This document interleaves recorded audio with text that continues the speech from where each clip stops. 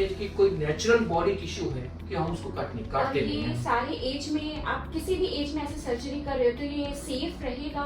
Definitely कि ये दो majority of spine surgery extreme age में होता है, यंग एज में काफी बार डिस्क हर्निएशन होता है। तो यंग पीपल में अगर हम बड़ा इंजेक्शन करके काटते हैं तो उसको क्रॉनिक बैक पेन रह जाता है। और काफी बार फाइब्रोसिस की वजह से वो अपने जो जितने भी फ्यूचर में कम्पिटिटिव स्पोर्ट्स है या अपनी बॉडी लाइफ में जो भी कम्पिटिटिव है तो वो उसमें काफी बार पार्टिसिपेट नहीं कर रहे because of spine surgery. But endoscopy से करने में क्या होता है कि बॉडी का कोई नेचुरल टिश्यू डैमेज नहीं होता है। जितना चीज हमको बॉडी नर्व को पिंच कर दी उतना ही पार्ट हटाया तो पूरा बॉडी नॉर्मल है कि उसके पास पेशेंट मैराथन में भी जा सकता है, दौड़ सकता है, एथलेटिक काम कर सकता है, सब कुछ कर सकता है। और सेकंड एक्सट्रीम है कि ओल्ड एज में again it is very safe because हम जो भी स्पाइन सर्जरी कर रहे हैं majority of endoscopic spine surgery हम रीजनल एनाल्जेसिया में करते हैं, लाइक लोकल एनेस्थेसिया या एपिडुरल एनाल्जेसिया में करते हैं। सो पूरा पेशेंट को बेहोश नहीं करते हैं। सो बेहोश करने की वजह से जो कॉम्प्लिकेशन आते हैं पूरा एनेस्थेसिया जनरल एनेस्थेसिया बोलते हैं वो कॉम्प्लिकेशन कभी नहीं आते हैं और ये उसके अगर बोलते हैं कॉम्प्लिकेशन के इंसिडेंसेस बहुत लेस हो जाते हैं। और थर्ड थिंग कि मैग्निफिकेशन होता है। मैग्निफिकेशन मींस कि एक चीज हमारे बाल जितना पतला जो नर्व है वो हमको रॉड जितनी बड़ी दिखती है, 10x मैग्निफिकेशन मतलब 10 गुना जूम होता है। सो नर्व डैमेज होने के चांसेस ऑलमोस्ट नहीं होते।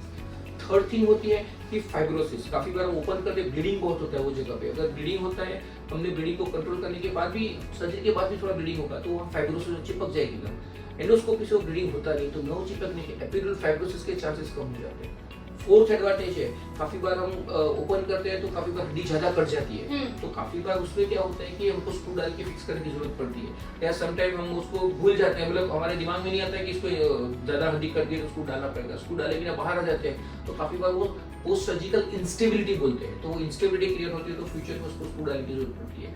बट ये सब चीज एंडोस्कोपी से करने की वजह से क्या है कि मैग्नीफाइड है। सो हमको थोड़ा बोन भी हमने ड्रिल किया तो लगा मैं बहुत ज्यादा ड्रिल कर दिया है। सो ये बोनी रिसेक्शन होता है वो बहुत ही मिनिमल हो जाता है और नर्व इंजरी के chances because of magnification nerve injury के चांसेस बहुत लेस हो जाते हैं। ओके, सो आजकल जो मार्केट में जो मिथ है कि अगर ऐसे आप दूरबीन से सर्जरी करो तो कुछ हो सकता है, ये एक जस्ट मिथ है, ऐसा कुछ नहीं है। डेफिनेटली कि लोग ऐसा बोलते हैं कि दूरबीन से हम कंप्लीटली डिकम्प्रेशन नहीं कर सकते हैं या दूरबीन से इतना इफेक्टिव नहीं होता है, वो कंप्लीटली मिथ है। मैं मेरी प्रैक्टिस में सपोज कि I have started my practice in 2016, अभी 8 साल के करियर में पहले 3 साल हमने ओपन सर्जरी किया था। अभी लास्ट 4 साल में मुझे याद नहीं आ रहा है कि मैंने कब ओपन सर्जरी किया था। हाँ, अनलेस कि ऐसा कोई पेशेंट को कैंसर है कि कैंसर की गांठ हो, पूरी गांठ को निकालना है, तब कोई भी हो तो ओपन करके करना पड़ता है। इवन सेम चीज एब्डोमेन में होती है कि गांठ बड़ी गांठ होती है ओपन करके करना पड़ता है, वो लैप्रोस्कोपी नहीं कर सकते।